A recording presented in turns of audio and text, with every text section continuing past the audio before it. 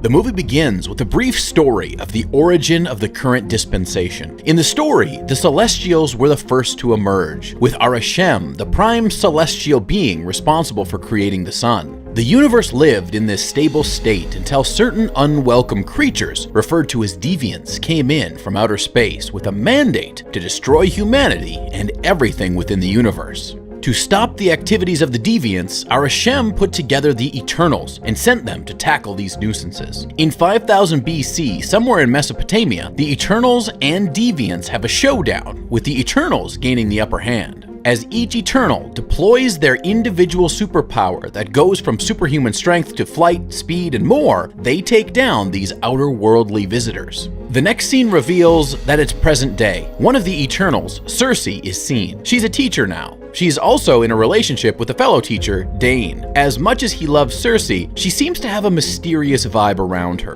and this makes her quite reserved about her love for Dane. She reveals this to Sprite, another Eternal, one day as they walk home, with Dane walking a little distance ahead of them. Without warning, a deviant emerges and a fight ensues. Cersei and Sprite are forced to use their powers to battle this deviant, leaving Dane really perplexed. As this unusually powerful deviant attempts to finish off Sprite, Icarus, one of the most powerful Eternals, flies in and battles the creature until it flees. Cersei tells Dane about her true origin. Just to put this in perspective, Dane has been trying to date someone who was around before the first seed of his ancestry was conceived. Cersei says she believes that all the deviants had been taken care of by them years ago, and so she's surprised that they've found one. Dane asks why they've never intervened in all the wars, diseases, and crises of the world, but Cersei says they were advised against interfering with human activities. We are powerful and possess.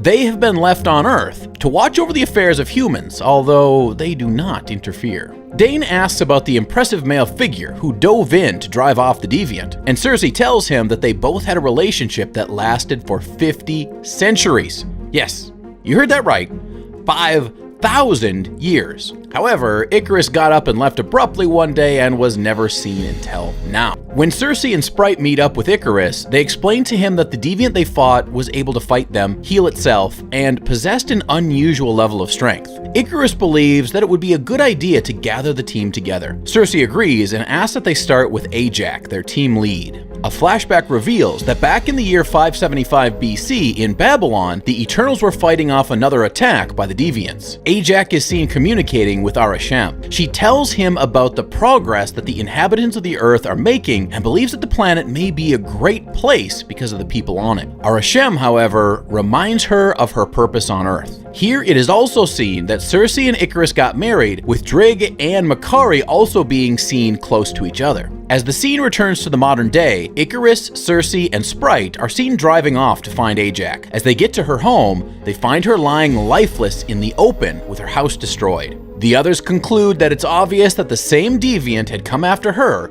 and taken her life. As they appear distraught over her demise, there is a transfer of her ability to communicate with Arashem to Cersei. After a brief talk with Arashem, she returns to the consciousness of her surroundings. She informs Sprite and Icarus about what just happened, and when Sprite asks her to contact him again, she says she doesn't know how to. A flashback to the 16th century shows the Eternals watching a city overtaken by war. Because of their strict instruction, they are unable to intervene. Thena, one of them, begins to act in a strange way and even goes ahead to stab Ajax. Drigg is also frustrated with their tolerance of the evil that man brings upon himself. He believes that their philosophy is wrong and acts out of their given instruction by using his mind control powers to bring the fighter under his control. At this point, Ajax tells the Eternals to choose any type of life that they want. Because of Thena's troubled mind, her memory has to be erased, and Gilgamesh, a very strong one of them, decides to watch over her until she improves. Kingo is next revealed as a modern-day Bollywood actor. He has a loyal manager, Karun, who manages his schedules and itinerary. When Cersei and the team arrive to tell him about the demise of Ajax, Kingo doesn't really feel up to the adventure. Over time, Kingo has become used to a regular life and no longer feels the need for that extreme lifestyle that they were used to. Karun, however, encourages him to join the team, as this would be the fulfillment of one of the greatest duties of men, which is to defend their families. It is further revealed that Kingo had made a name for himself in Bollywood by acting, even though he's been the same person over the years. After getting Kingo, they fly to Australia where they meet Gilgamesh and Thena. Thena again becomes troubled, but Sprite uses her power of illusion to rejig Thena's memory. As the team shares a meal, Cersei is able to establish a connection with Arishem and finds out that they have been scammed. Alright, this is what I mean. The Eternals were not some superheroes sent to Earth to save the inhabitants of the planet. It turns out that at the end of every 1 billion years, a celestial must be born. To accomplish this, Arishem plants the seed of the celestial being in the host planet, in this case, the Earth. The planet is then expected to grow in number until its numbers can feed the emerging celestial with intelligence. When this huge number required is met, the celestial emerges, draining off the intelligence of the inhabitants of the particular planet.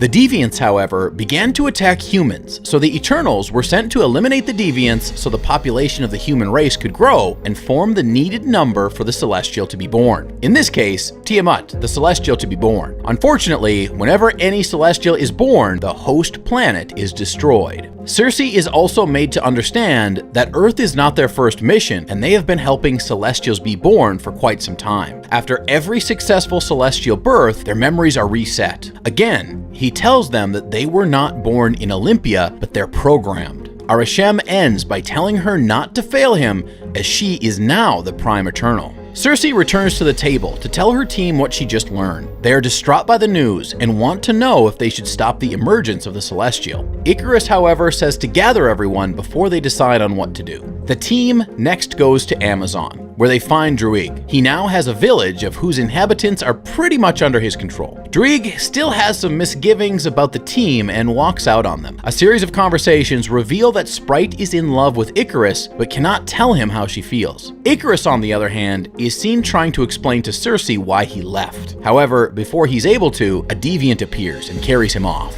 A fight breaks out in the village. The Eternals lead the villagers to safety while battling the invading deviants. Thena is affected by this attack and begins to react in a way that suggests that she is no longer in charge of her mind. Gilgamesh, who's been protecting her, is caught between fighting the deviant and protecting Thena. In a brief moment of distraction, the deviant mortally attacks him, taking his life and power. The unintelligible creature now has the ability to speak and vows to defeat the Eternals. Icarus' laser shots, however, drive the beast away. As they cremate Gilgamesh, Druig agrees to help them stop the emergence. However, he admits that he is not powerful enough to control the mind of a celestial. They decide to get Phastos, a brilliant Eternal that impacts knowledge to all of the civilizations that they have ever visited. They find him, and after a little reluctance, he joins them. They then find Makari, a speedster who happens to be deaf. Phastos plans to create a system that would enable them to unite their minds as one. This would give Druig the ability to use their combined strength to control the celestial that is to be born. Kingo is worried about the safety of the plan. Sprite asks Icarus for his opinions, but he leaves it to Cersei to decide. Sprite is unhappy about this and then leaves the room. Icarus also walks out and is then followed by Kingo. Kingo tells him that he is ready to follow him to the end. Icarus then tells him that he is not who he thinks he is. There is a flashback to a few days earlier when Icarus goes to see Ajax. She tells him that she wants to stop the emergence of the Celestial. She also tells him that the people of the planet have changed her. Icarus agrees with her and confesses his loyalty to her. However, he tells her of something that he wants her to see. He takes her to an icy area that is very deep and shows her deviants trapped under the ice. Icarus' true intentions are now revealed. He says he wouldn't allow her to betray Arishem, as it is obvious she no longer has any faith in him. He pushes her into the midst of the deviants